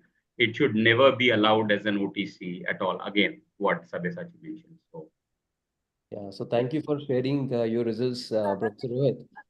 Which to Ma'am, be clarified here, Vardhaman, is Rohit, what was we used the drug pilocarpine that was being used was made in our own ocular pharmacy yes, oh, absolutely. concentration, and Yeah, we not, made it in our own pharmacy. we did not use 1.25%? any cover. 1.25%, yes. Okay, okay, that's great. Wow, that is a remarkable thing to know, actually. So in this case, of course, the thing that Sabyasachi just spoke about, the vehicle, because there is this molecule and there is a vehicle. So I think vehicle is not causing any confounding in the results that we have. And as Sabyasachi said, I would like to also know from both Professor Rohit and Dr. Murlidhar also, because both of them are quite in research about this, the vehicle producing such a good result in the Virgo and the Gemini study. What do you think? Even Dr. Namrata ma'am. So Sabyasachi knows what is the vehicle. He did mention that he feels that vehicle itself, was facilitating. also, has some efficacy. So what do you think, Sabyasachi? What is the vehicle? No I idea. pretty much have no idea, but then it looks like it could have some sort of boosting effect on it, especially when you compare with the Indian data. It's So better. there are studies in literature where pilocarpine has been combined with other drugs also, like pilocarpine standalone has not been used, but other drugs like astringents have been used, nefazoline has been used, so many other drugs have been used, either to combat the side effects or to make it more tolerant. So would you want to comment on that, Sabyasachi? What about those drugs? I only think that maybe there is some anesthetic like a proparacaine or something. I'm not really sure, but then that also has a little bit of So pediatric. it could be placebo effect also, because if you Yes. the European study on the ocular hypertension, when they did compare with the dorzolamide with the placebo, the IOP reduction in placebo group was 15% as opposed to 19% in the dorzolamide groups. So it could be so many factors. The patient feeling that he has been given the drug and he feels that he has been improved. So placebo effect cannot be ruled out in any study where the placebo has been used.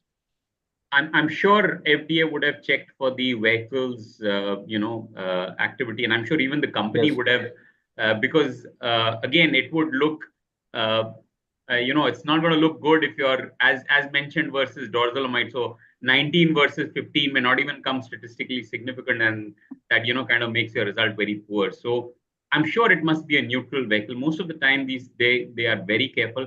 I think in the Indian study, it was artificial tears.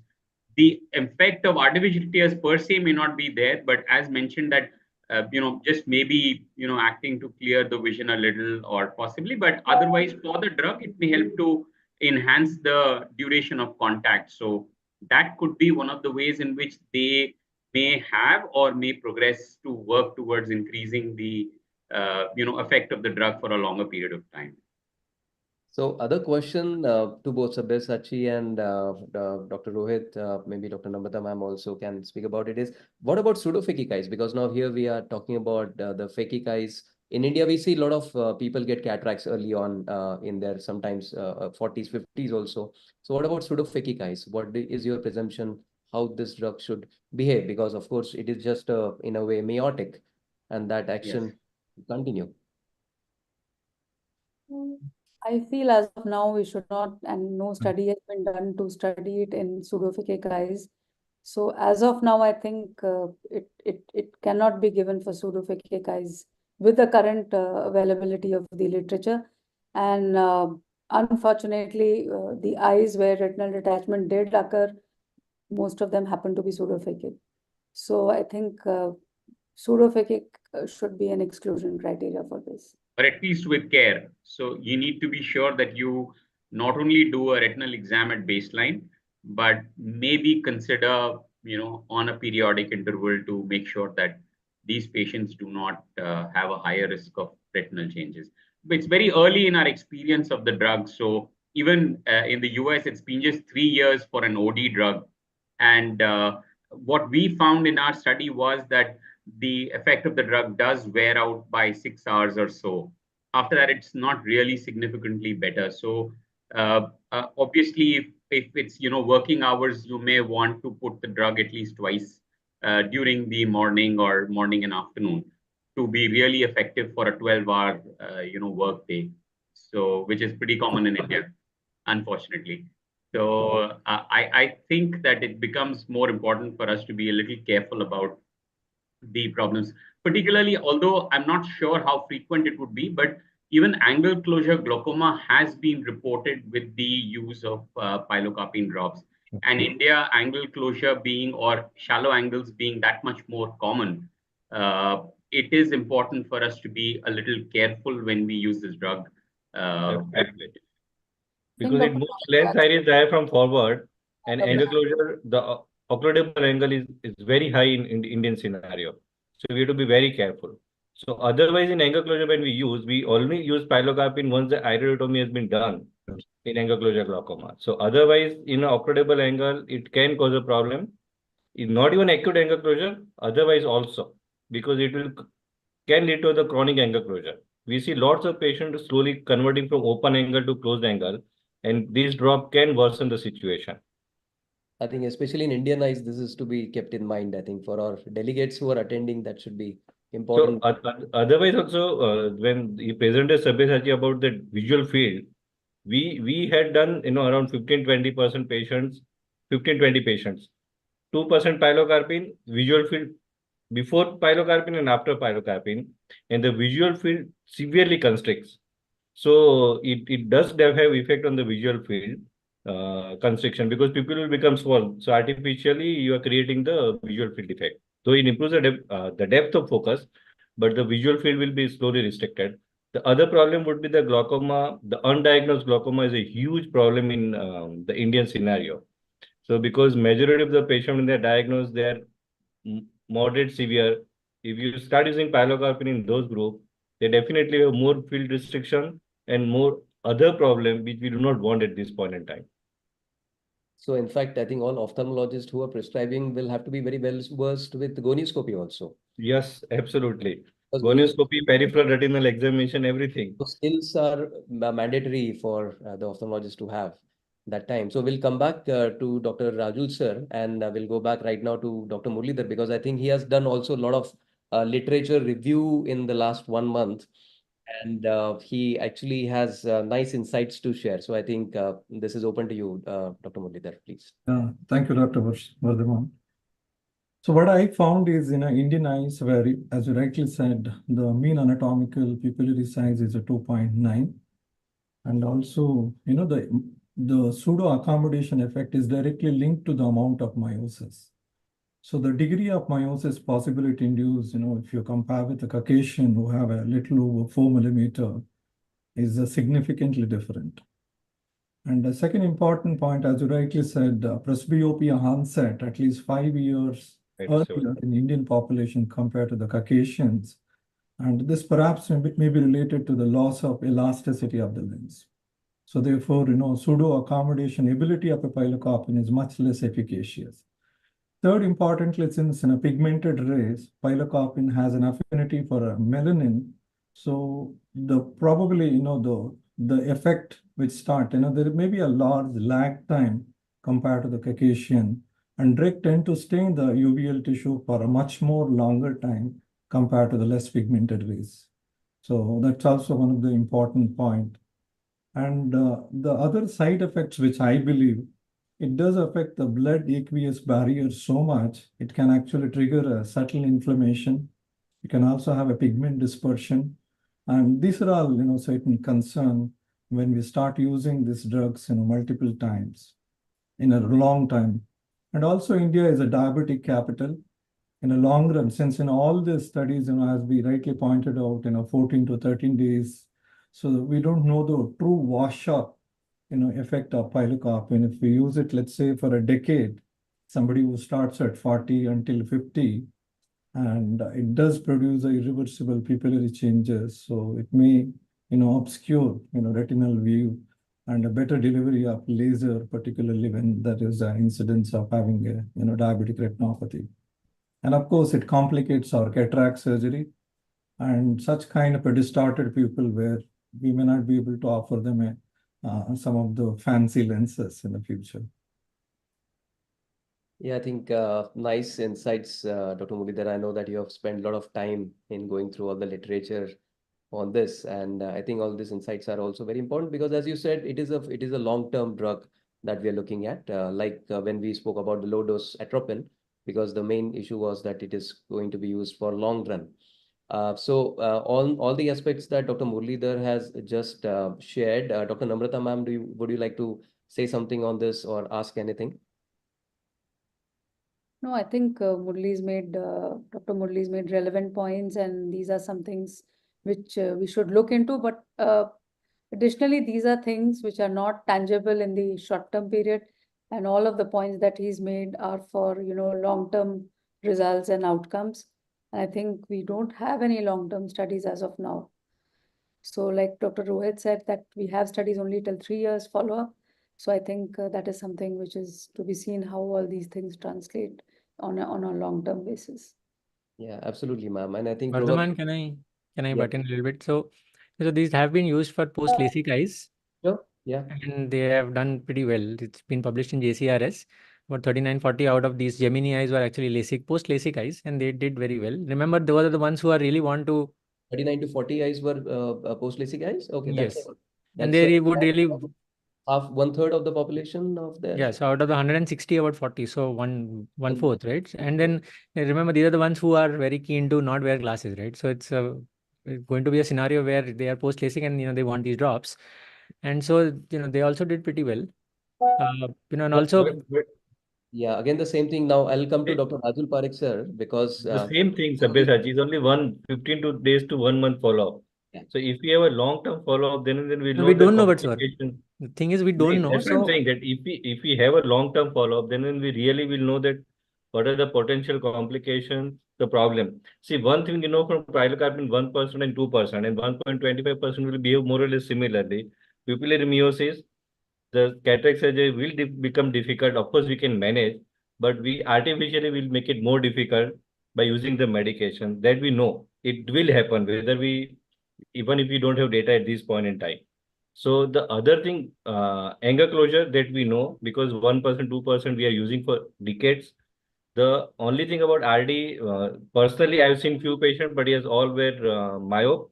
So the normal presbyo, whether the risk of RD is really increased or not, that I don't know. That the long-term data is required. But otherwise, my main concern is that what benefit we are giving, other than patient who's really motivated to not use the glasses, compared to the harm. So at this point in time, whatever the data is available, I don't think that we are giving more benefit. I think the harm is more than benefit in view of lack of the data. If we have long-term data, then it's a different issue. Otherwise, the angle closure suspect is high in India. The meiosis will definitely happen, which will make the cataracts, because everybody will get cataracts sooner or later. Though there are some data, the animal studies we say that the pilocarpine do increases the cataract formation earlier than the normal population. So all these factors look into it. If I have to analyze from the evidence-based medicine, I would say that the benefit is much less compared to the harm the drop can cause at this point in time. Once we have a proper long-term data, then I don't know. Yes, Rohit. Dr. Rohit, I wanted. Please complete your point. I would just add on to that. I'm just listening. I think this is what. So at this point in time, I think that whatever the limitation we know, The long-term RD data, I don't know. Nobody knows. We have to see. And the other thing, it is at least twice or 3 times a day. The iris pigmentation is more. The pilocarpine may work little less, 1.25%. Whether we have to go higher percentage, I don't know. That also we need to look. And you are saying that you are looking into the different formulation. But at this point, I have to conclude. I would say that the evidence suggests that the benefit is moderate and the harm is definitely there, which we have to look very carefully. I think as sir said, patient selection is very, very crucial, especially those undiagnosed glaucoma patients, and long-term use has to be always looked at. I think then we'll go to Dr. Rohit. He's going to make a point, and then I just wanted to add that in our experience, we found that the add or the benefit of these drops was about 1 to 1.25 diopters. So that is the add they are able to achieve with the meiosis that can be produced in Indian pigmented eyes. So it would be useful in an early presbyope who is, as mentioned, not very keen to wear glasses. But once the need starts going beyond 1.5 or more, the success of the drug will decrease, especially if the person wants to read very fine print. So if you can get away with, a larger, only the headlines of the newspaper, or, big tickers on the, But basically, in this the smartphone era, everybody wants to read the small print because the phones are small. can also slightly enlarge the font size. So then you have to do other thing. I think there is a difference between being reckless and actually being circumspect, and then actually just being go out all out. So we can't be reckless, and we can't be really positive, but but then that scientific approach has to be there. If there is no data, we need to come up with it, right? Exactly. That is what I thought. I think that is very important to understand, that you can't just just downgrade it and say don't use it.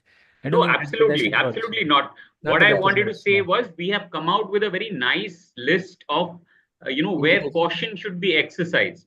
If and when this drug becomes available, it's important for the ophthalmologist to be aware of this list of diabetics, family history of glaucoma, because maybe at 40, 41, 42, the patient may not be glaucomatous. So, a family history of glaucoma, someone with developing early cataract, a diabetic. So all these become our, list of caution, where while we as, a group of ophthalmologists are gaining experience on the drug, we should be careful and maybe avoiding these patients. And like I mentioned, a healthy, non-diabetic, young, early presbyope with a mild need may be beneficial. So, I think basically to add, Dr. Rohit, one thing, Vardhman, that whatever said and done over the counter in India is the norm. So we have to put a strategy and push it very strongly, that patient realizes that they have to take a prescription and ask doctor, whether ophthalmologist, whether the drug is useful or harmful to them. Otherwise, the OTC is the norm in India. Whether whatever people say or whatever we say, they can get anything and everything over the counter. Absolutely. So basically, what we understood from also Sabyasachi's talk and from the discussion is that, okay, it has shown effect in specific situations, in specific population. But of course, there are important risks, and you have to make sure that the patient is screened very, very judiciously, very properly. And of course, without that, patient should not be given, and there should not be no indiscriminate use, because the population is so large. As we said, that it is the commonest refractive error in the world today. The population is so huge, even that 0.1, 0.2% will also be a huge, huge population of complications. But that indiscriminate use over the counter is what we have to, for sure, fight it out. So I think I'll go to our treasurer who would like to make a comment, Dr. Mandar Paranjapesha. Yeah, thank you very much. It was a very interesting discussion and a very nice presentation by Dr. Sabyasachi. Most of the points have already been mentioned. I would like to just make a philosophical point that what's wrong in wearing glasses after that age. So I think we should not be overzealous in promoting any product for which we don't have any robust scientific evidence. As Dr. Rajul said, that unfortunately over-the-counter availability of any drug is a reality. So, and one more thing which we need to remember is that even if you prescribe this drug in a particular dose, we're pretty much sure that the patient will be overdosing themselves, and that could create potential problems. So I think we need to also have a list of do's and don'ts given to the patient along with the prescription of the drug when we give the prescription, because we may give the prescription once, but the refilling of the prescription will be done by the patient on their own. They won't come back to you like in the West, where you need to have a doctor's prescription to refill the drug. So that won't happen in our scenario. So that is something which I think we need to keep in mind when we start using this drug. And one more thing which I would like to say is that this is just the beginning of probably a pharmaceutical sort of intervention for a common ailment or a common defect that we all develop with age. So this may sort of give rise to maybe something or put us in a direction of something more interesting. So everything comes with a caveat. We all should be aware of those caveats. We have to make our community and patients aware of those problems and don't prescribe the drug. I have one question though. There is one more product by another pharma company of a lesser concentration, 1%, which they have never promoted as a that's drug what I for was telling presbyopia. Varma. Yeah, so Mandar, the name is very clear. Mandar, Clear, the name exactly, is exactly. clear. Actually, they cannot market it. They do not have the permission. That's why if you will see, there is no pack insert in the bottle. The pack insert has to mention the specific reason for which the drug is permitted. So 1% to 2% have already been approved for glaucoma. Yes. So actually, that is why 1.25. Although I'm again unclear as to 1.25 because 1 or 2% Pilo is priced at 40 rupees. And 1.25% is priced at, I think, 340 rupees. So, I mean, they claim that there is, better stability, I think a better vehicle in it. But I don't know. Sabyasachi, any experience on why it is priced? Is there any literature or any data they gave as to why it is more, higher price than even probably 2% pilocarpine, where the amount of drug used is more? So in the US, the VET cross costs $80. It's 3.5 ml and it $80 and about $85, and it's not covered by insurance. So the uptake has been very lukewarm. And so I've talked to Rajesh Rao, who's one of the authors of one of those papers. It's been lukewarm. The response has not been that great. No, that's because insurance doesn't cover for this. And so you're looking at $6,000 a month for the whole year. It's a substantial amount. And then when you add it to 10 years, oh, that's quite a large amount to pay out, right? So most people don't want to use those drops. That's simply because of logistic reasons. But here, they're pricing it costlier than existing pilocarpine. I think we should ask the NTOD representatives maybe. Yeah, because of the pH, which they keep talking about, that you have to optimize the pH with buffer and the artificial tear in it. Right. Because of that. And regarding 1%, 2%, which are already available, they can't promote it, or they can't say off-label. I mean, they can't promote the off-label use of that particular drug for presbyopia. So that is why they probably can't market it for that. Although they've given a very ingenious name to it. Yes. So basically, they are not doing very open marketing. They are very subtly. So that is a very subtle marketing, or very intelligent marketing, or clever marketing. Yes. But I don't know how many people actually use it for presbyopia. People, I am using it for angle closure now, play to iris, because I like 1% is much better than 2%. At least I think glaucoma people are benefited by now a little more availability of pilocarpine, because earlier suddenly it had gone out of the market. Yeah, 1% is better than 2%. Yes. In terms of base meiosis. Glaucoma people use pilocarpine in their practice routinely. Have they encountered or attributed retinal detachment cases? So, ma'am, I very rarely use pilocarpine, since so many other molecules are available, much better molecule. So, and when the prostaglandin is given, the add benefit of pilocarpine is only 1 to 1.5 millimeter mercury. So, doesn't make any sense. So, some people use it, but I use pilocarpine only in a play to iris post iridotomy. So my indications are very limited. But I have seen few RD. So because some people use it for RD, but as I was talking that most of the patients were either myope or pseudophake. So I would not say because of maybe pilocarpine increased the risk, but they all were myope or Myope of high degree or a small degree? Some were, I don't remember, the last patient I had seen was -6. That other patient I don't remember all the data. I think The other thing it do causes the aqueous blood, the aqueous barrier, breaking the barrier. So risk of inflammation that also increases in pilocarpine. Because now we are talking about the detachment, I think we should go and speak to our retina expert, Dr. Sasode sir, who has a humongous retina experience of so many years. And I would like to probably invite Dr. Atul Kadane ji, who is our secretary, who has some questions for us. Actually, I just want to ask Manoj that we know there are so many drugs with having so many side effects, but we still use it. The same. So, is it really that the fear of retinal detachment? Will you favor the pros as opposed to the cons? As I say, what is your experience that it is really that much you have to worry? As the Sabyasachi has told, the denominator is the important. You may see the cases, but will it prevent us from prescribing to the this pursuit or maybe this presbyopia drop pilocarpine? Yes, it is a very good practical questions you have asked. Basically, in my last 25 years of practice, I have not come across a single case of retinal detachment because of pilocarpine. Maybe I have missed the question to ask whether he was using pilocarpine or not. We are seeing everyday retinal detachment case, but the correlation is not justifiable as far as my practice has gone years together.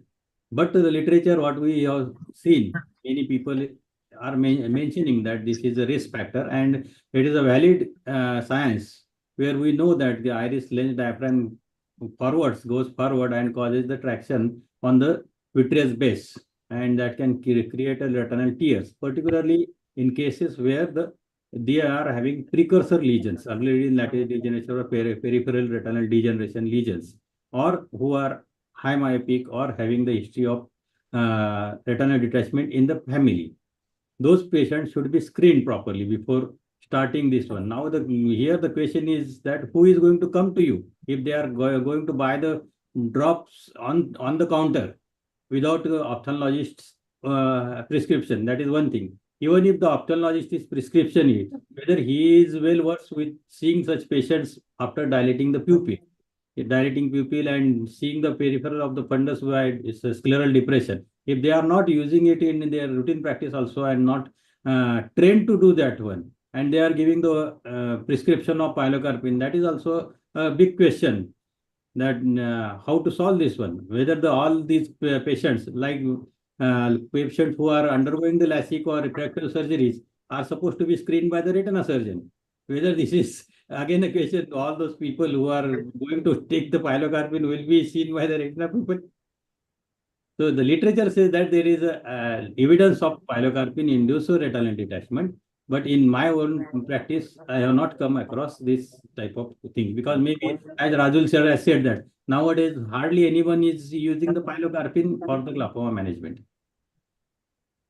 One question to all the panelists: will it be as a gap fill arrangement?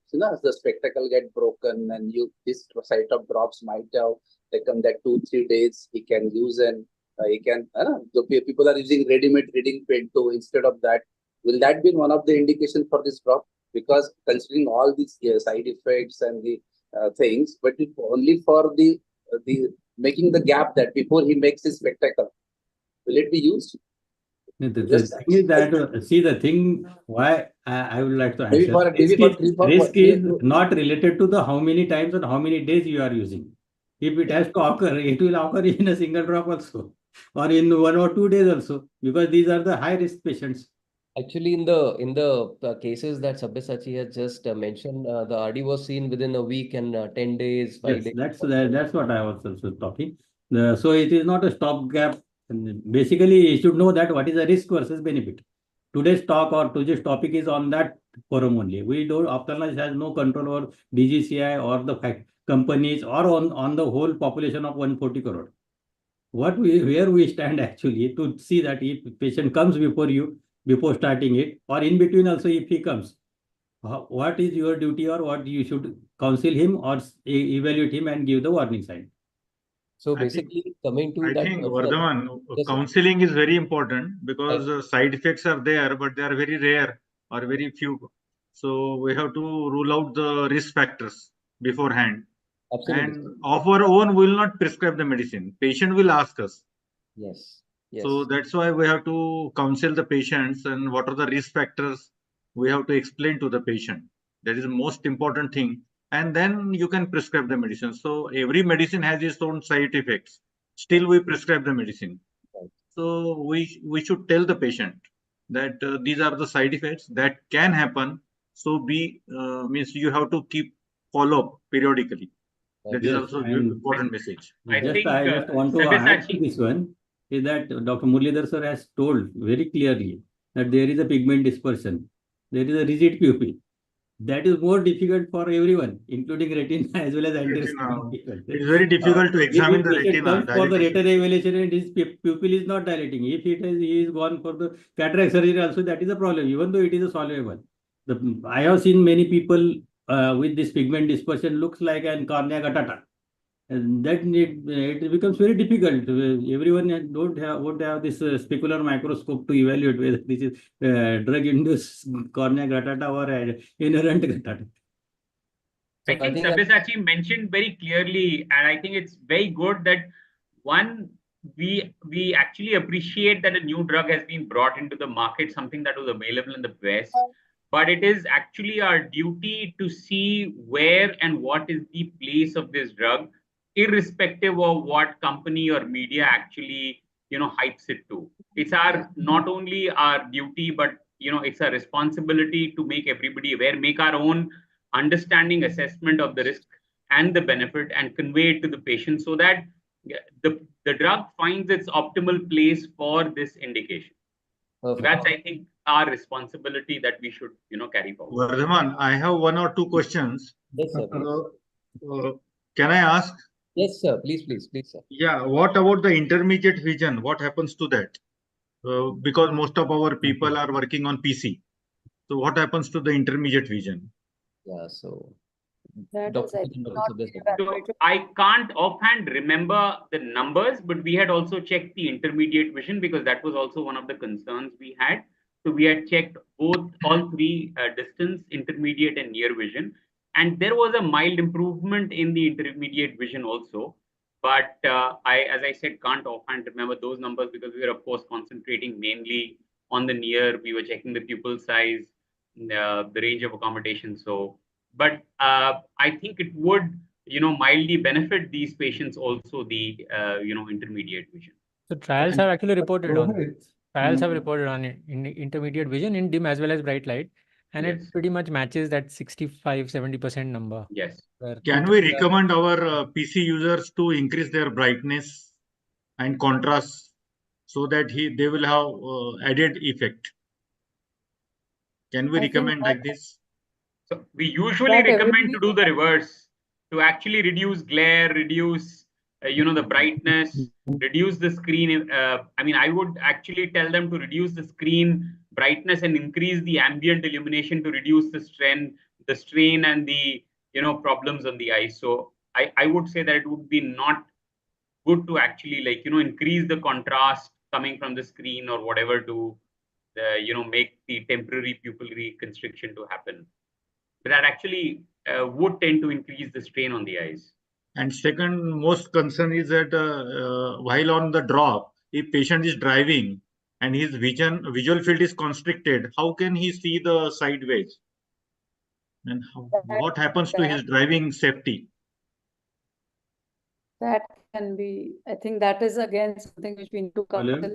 Again, usually fields are not shown to be very significantly constricted in these group of patients. But yes, it's a concern. It may be a concern over long term when the pupil over time will become a little more stiffer and may not dilate. But I think if I remember the studies correctly, there was no significant change in the field.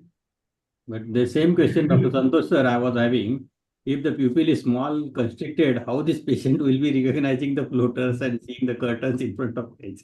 Literally, it is a practical problem. Dr. Rohit, in your trial, did you do, monocular versus binocular? So one of the... Yes, we did. We did monocular versus binocular. Again, I don't think there was too significant difference. Of course, I mean, we concentrated on the big things, and I can't offhand remember, but yes, we did monocular versus binocular. The Indian study has done it. The Indian study has done it. So it's about, about 3-4% better when you look at binocular. They have reported right eye and left eye separately, and then binocular separately as well. Only the Indian study has reported. Gemini and all don't report, but the Indian which is, I guess, a normal physiological behavior. Right. So yeah. One strong indication what I feel for this drug is when the patient wants to go to special occasions or some functions, he can put that drop at times, just like our cosmetic contact lenses. See that is again there is a the same thing, single this drop. Drug 101% causes some heaviness in the head as well as the discomfort. We just put a drop before any iridectomy. You see that if you delay it for 1 hour or 2 hours, the patient will come and ask you that do the whatever you want to do it, or I will come later on, because the headache starts immediately after putting that pilocarpine. So if he has to go for any special occasion, then it should not be advised at that time. He'll have headache at the same time. But it is it's only around 10%, I think, what Sabyasachi has showed.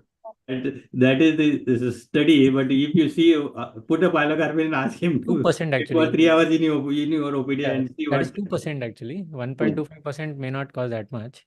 Yeah. Occasions like, somebody is going for an important presentation, somebody is going to attend a wedding, somebody wants to go for a kitty party, things like that. So there are a lot of occasions where, we will come across patients who want that. I think pilocarpine is unique because the population involved is huge. But then this problem of people using steroids when they should not be, or using cosmetic contact lenses when they should not be, and there are several other things, remains mainly because everything is available over the counter. Antibiotics indiscriminately. So that sort of a thing is there, and that applies not only to pilocarpine but to a lot of other things. Absolutely, ma'am. I think that is the main crux of the story, because indiscriminate use for a drug which is actually meant for such a population is basically something that we have to deal with somehow in a right fashion. And that's why we were actually planning to also invite the president of the Chemist Association in Maharashtra to actually see to it that how it can be avoided. So basically coming to the examination, so apart from doing the gonioscopy and peripheral retina exam, and also maybe the lens opacity, because that people who have central opacities in the lens may actually have drop in vision, and both in dim condition as well as in the myopic condition also, if it is a central opacity in the crystalline lens. Anything else you would feel anybody else would like to add to this exam? So there is an emerging scenario in US, because these two companies bought, the raw material API at premium. Now people used to, routinely prepare glaucoma preparation, 2%, 4%. There is a scarcity of, pilocarpine for a glaucoma use. Right. We see such kind of a scenario in case if it gets popularized in India. So that is the biggest concern what we have now. That's true. That's a scarcity. So inflammatory conditions and chronic arthritis patients, they do get uveitic. So I think we should avoid pilocarpine in such patients, I think. Yes. But Vardhaman, what I feel that in my practice also I have seen, as far as the ophthalmologist goes, those who are presbyopic. Now, as Dr. Mannar has said rightly, that what is the problem in using the spectacle? What is the problem in introspection ourselves also? How many ophthalmologists themselves know that what type of varieties of presbyopic corrections are available, and this progressive lenses, multifocal progressive lenses, and all types of the fancy atoms are available in the market, and they themselves are not aware. we have to, I have forced many ophthalmologists to use these wide field progressives and multifocal progressives, and they are now happy. If this is the situation in ophthalmology itself, then how can we expect the good thing from the common man's or society? So the rightly said that first ophthalmologists who are presbyopic, they should start using various types of presbyopic corrections, and they should know that what exactly it is available in the market. And that is also not known to many ophthalmologists. That is what this is again going to be a question to the everybody. If you are start prescribing it, the person will going to ask you, why not you are not using it? The same way as the LASIK patient asked us, you are wearing glasses and you want us to remove the glasses. The same question we have to face it. But actually in LASIK... So, Vardhaman, just I want to put one question to Namrata ma'am and you, because you are a refractive surgeon. Yes, so, sir. there are so many things available for presbyopia correction. Yes, sir. So, how you, this pilocarpine stands in this presbyopia treatment? How will you compare with others? So, I'll let Dr. Namrata ma'am first answer and then I'll speak. Yeah. Yes, ma'am. I think presbyopia is a very unique kind of I shouldn't say a problem, or physiological state. We do use glasses, and this actually I became aware when I became presbyopic. It's kind of complicated and it's kind of difficult because if you are a myope like me and using contact lenses, then you can do you can, for some time, for a couple of years, you can wear under correction and get away with it. Then glasses, of course, we can use. We may not want to. That is a different thing for cosmetic reasons. Third thing that was being talked about was multifocal contact lenses, and not everybody is comfortable with it because with multifocal contact lenses, your contrast does go down. And apart from that, you have presbyopia inlays, which again, of course, are again not very popular. Short of that, you have refractive lens exchange or multifocal lenses, or what we say presbyopia lenses, presbyopia correcting lenses.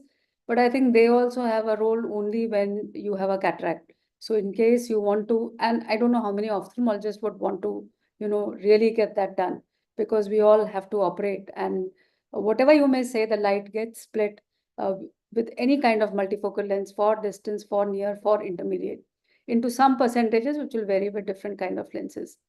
As far as the inlays are concerned, their results are again not very consistent.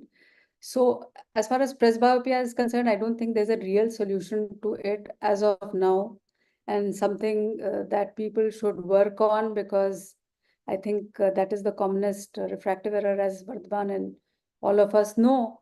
And I think there's still not a clear solution to it. Yeah, I think of course, I agree with everything ma'am has just said. And from the point of the ophthalmologist, ma'am has narrated very nicely from the point of the patients.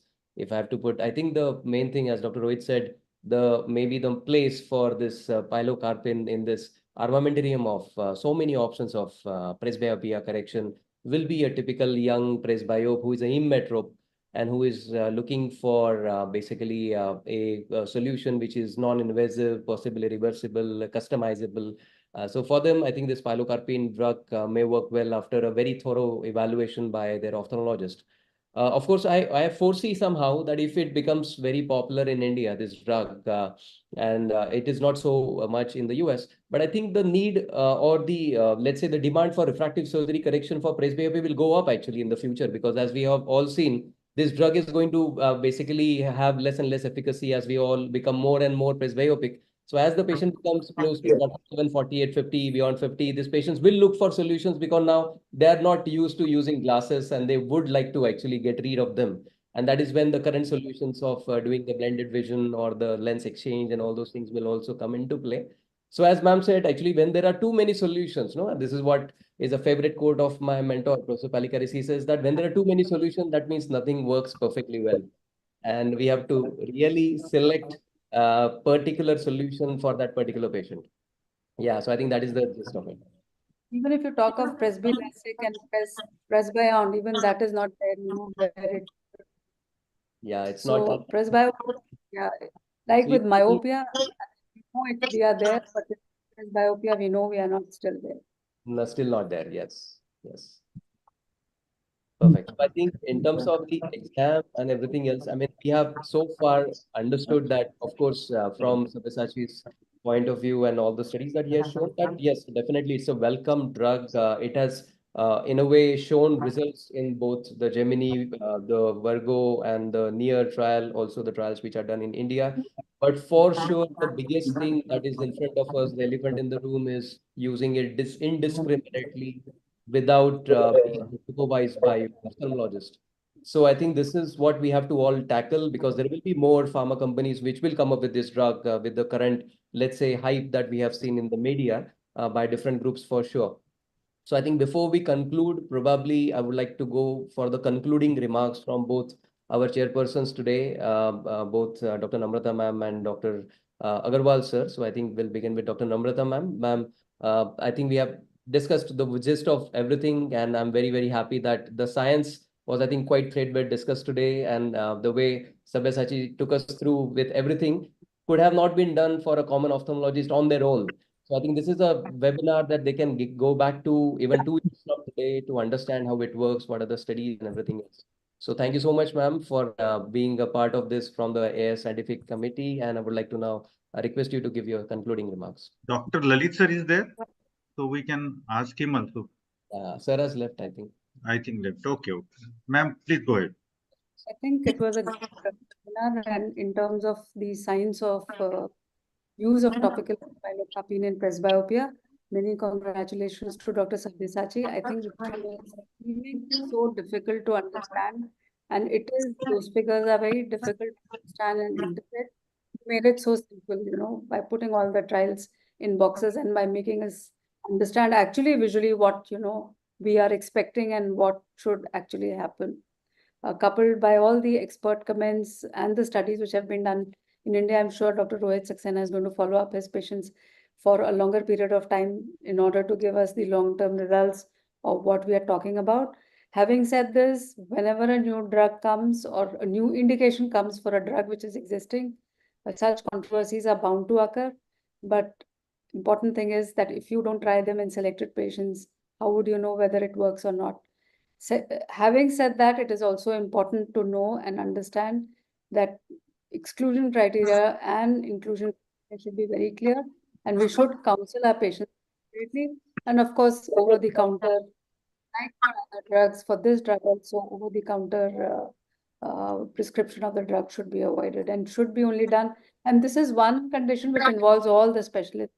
Involves a glaucoma specialist, a retina, vitreoretina person, a refractive surgeon, a general ophthalmologist for that matter, and even optometrists. So I think this is like a pan-ophthalmology kind of a involvement, and so everybody needs to be aware about this.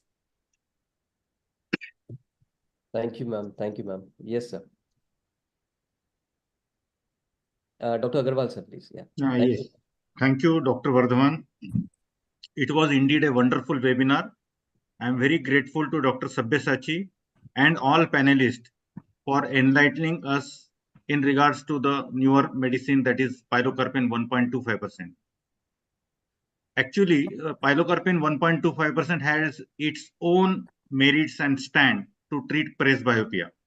Nevertheless, it has its own side effects as well if used for a long time. So it is quite evident that, number one should use it in indicated patients only, and patient should be evaluated thoroughly to rule out any risk factors.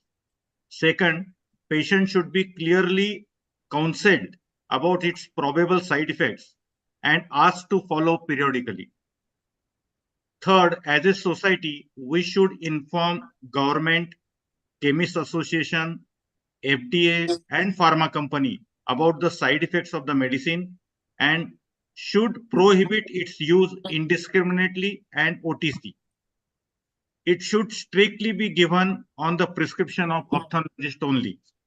It is also advisable and recommended that pharma companies should unveil any medicine alike pilocarpine in the doctor's conference rather than in public domain, in order to avoid havoc or chaos in the public and preclude devastating effects widely. I am indebted to Dr. Namrata ma'am, Dr. Lalit Verma sir, Sabyasachi, and all the panelists, AIOS, MOS team for this webinar, which and for their sparing valuable time for this webinar. We have a good discussion, and it will definitely help all our colleagues to practice this type of medicine in their routine patients. Thank you very much. Over the Vardhaman.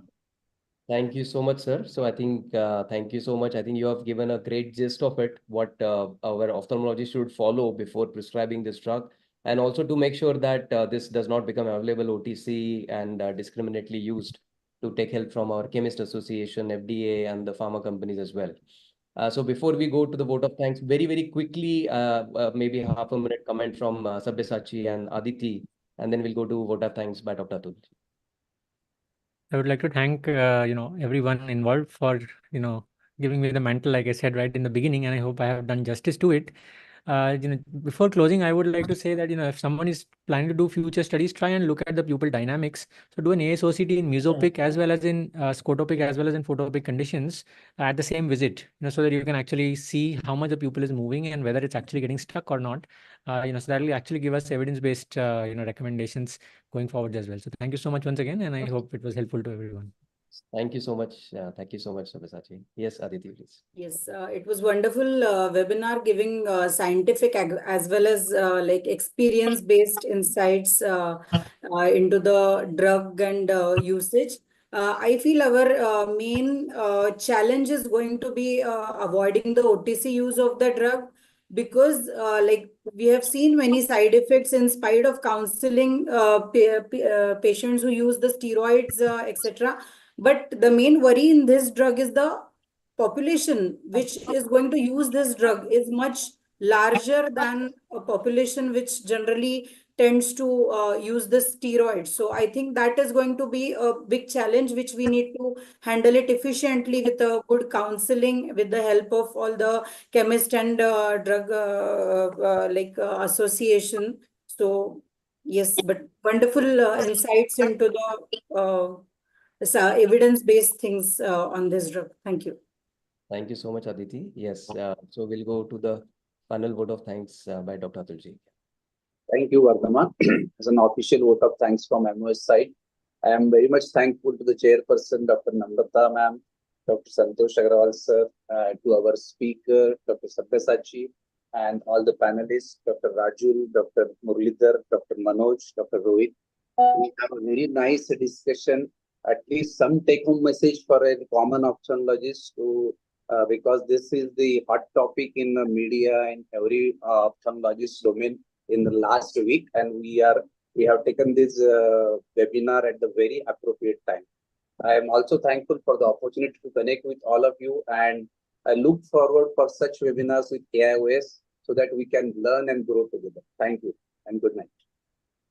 Thank you. So I think I would like to personally thank Dr. Namrata ma'am for associating us. I'm somebody who is part of both the teams under Dr. Namrata ma'am in the AIOSSC Scientific Committee, and also with Dr. Agarwal sir in MOS in Scientific Committee.